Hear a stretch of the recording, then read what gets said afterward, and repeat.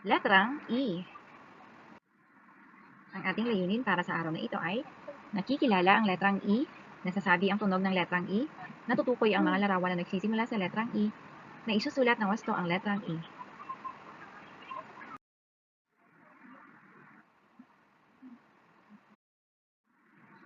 Ito ang letrang E. Malaking letrang E at ang maliit na letrang E. Halimbawa, elepante, elepante.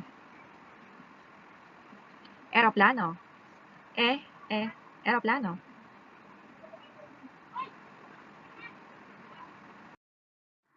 Ano ang tunog ng letrang E? Ang tunog ng letrang E ay e, e. Ito ang tamang pagsulat ng letrang E. Malaking letrang E.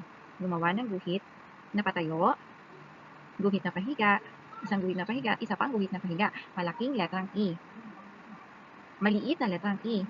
Gumuhit ng guhit na pahiga at linya na pakurpa. Maliit na letrang E.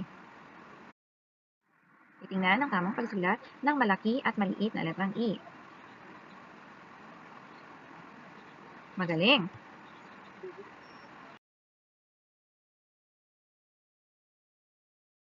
Ngayon naman ay pag-aaralan natin ang mga larawan na nagsisimula sa letrang E. Isa-isahin natin ito. Hélice. X. Embudo. Aeroplano. Ensaymada. Elepante. Espada. Escoba. Encantada. Emosyon.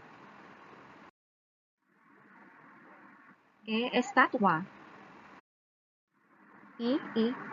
Elsa. Ngayon naman, bilugan ang mga letrang E. Hanapin ang malaki at maliit na letrang E. May nahanap na ba kayo mga bata? Tingnan nga natin kung alin ang letrang E. Bilugan natin ito.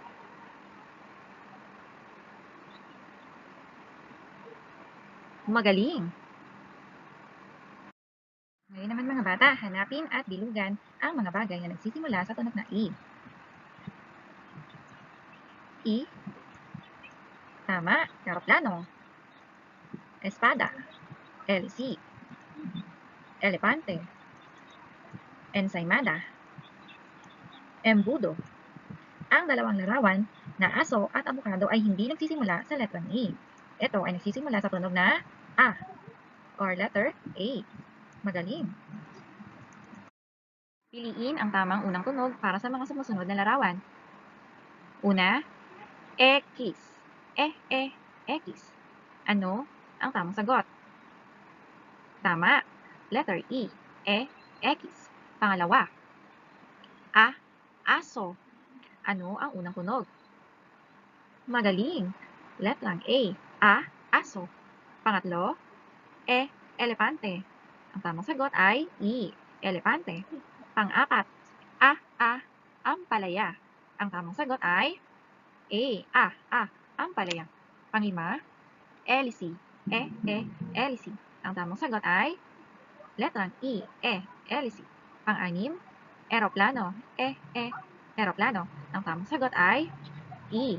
Eroplano. Mahusay mga bata.